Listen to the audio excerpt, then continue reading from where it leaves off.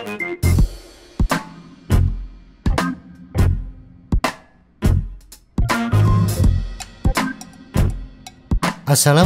warahmatullahi wabarakatuh, dan salam sejahtera untuk kita semua. Crankset terletak di jantung drivetrain sepeda kita. Terdiri dari crank arm dan chainring. Crankset harus kuat, ringan, dan tahan lama. Sederhananya, crankset atau di Inggris disebut chainset adalah komponen sepeda yang kita kayuh untuk membuat sepeda melaju ke depan. Crankset adalah salah satu bagian sepeda yang tampak sederhana, tetapi menyembunyikan kerumitannya dalam banyak variasi, standar, dan masalah kompatibilitas. Crankset sepeda gunung dapat dibagi menjadi 3 kategori berdasarkan jumlah chainringnya. Nah, apa perbedaan dan peruntukannya dari ketiga crankset tersebut? Mari kita bahas.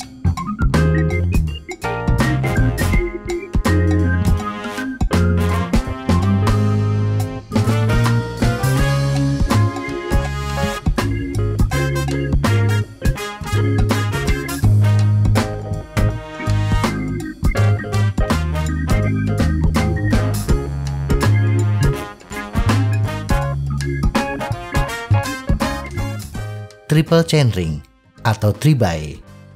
Kategori pertama adalah triple chainring atau bisa juga disebut 3-by. Sesuai dengan namanya, crankset ini terdiri dari 3 chainring. Yang terbesar jumlah giginya berkisar dari 40 hingga 48 T. Chainring tengah biasanya 30 hingga 38 T. Dan chainring terkecil berkisar antara 22 hingga 28 T. Setting crankset ini menawarkan selisih chainring terbesar dan terkecil yang paling besar, yaitu 22 T. Misalnya crankset 22, 32, 44 T. Sedangkan double chainring yang terbesar hanya 16 T, 30, 46 T.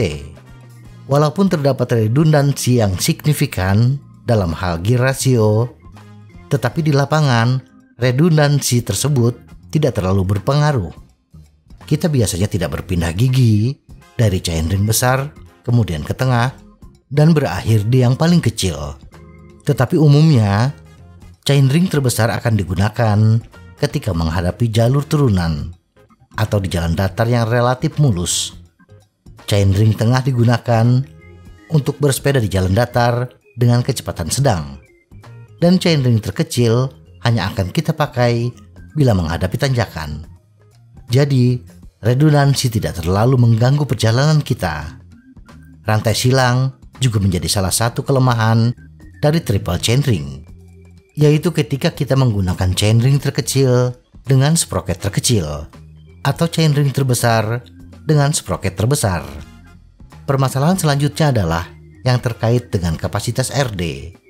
Selisih gigi triple chainring yang besar 22 hingga 18 T berefek ke jumlah gigi pada sprocket terbesar. Bila kapasitas RD yang kita gunakan adalah 43 T, rata-rata kapasitas RD SGS, maka sprocket terbesar yang bisa kita pakai berkisar antara 32 hingga 36 T. Low sprocket 36 T hanya bisa kita aplikasikan untuk crankset 24, 34, 42 T dan 22, 30, 40 T yang memiliki selisih 18 T. Low sprocket yang kecil ini mempengaruhi low gear inch yang pada akhirnya mempengaruhi kemampuan sepeda di tanjakan. Bila kita menggunakan crankset 24, 34, 42 T, maka low gear inch adalah 24/36 dikali 27,5 inci sama dengan 18 inci. Dan top gear inch adalah 42 dibagi 11 dikali 27,5 inci sama dengan 105 inci. Dan untuk crankset 22, 30, 40 T, rentang gear inch adalah 17 hingga 100 inci. Potensi kecepatan kedua crankset tersebut bila dikayuh dengan cadence 80 rpm dan menggunakan ban 27,5 kali 2,1 inci masing-masing adalah 39,77 km per jam dan 37,87 km per jam.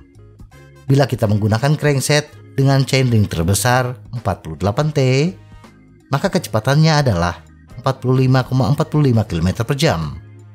Tapi low gear inch di atas 20 inci, 23 inci, dan 22 inci, di mana low gear inch ini tidak ideal untuk tanjakan.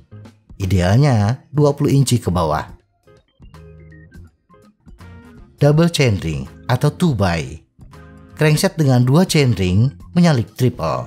Sebagai crankset sepeda gunung paling populer, saat SRAM dan Shimano memperkenalkan drivetrain 10 speed, crankset ganda menawarkan rentang gigi yang lebih sempit, 10 hingga 16T, dengan redundansi yang lebih sedikit dibandingkan triple. Chainring terkecil yang diterapkan pada crankset ini berkisar antara 22 hingga 30T, dan untuk chainring terbesar berkisar antara 34 hingga 46T. Selisih gigi yang sempit ini memberi peluang kepada kita untuk menggunakan low sprocket yang lebih besar, yaitu berkisar antara 38 hingga 44T untuk RD dengan kapasitas 43T. Penerapan low sprocket yang besar ini, 34 hingga 44T, akan menurunkan low gear inch sampai 15 hingga 22 inci, sehingga menambah kemampuan sepeda untuk menaklukkan tanjakan. Tetapi efek dari sempitnya selisih gigi crankset berimbas kepada kecepatan.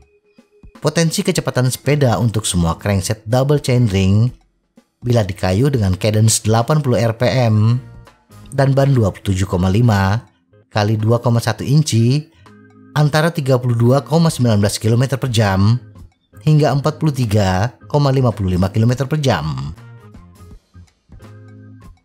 Single chainring atau 1x. Crankset kategori ini adalah yang paling populer diterapkan pada sepeda gunung.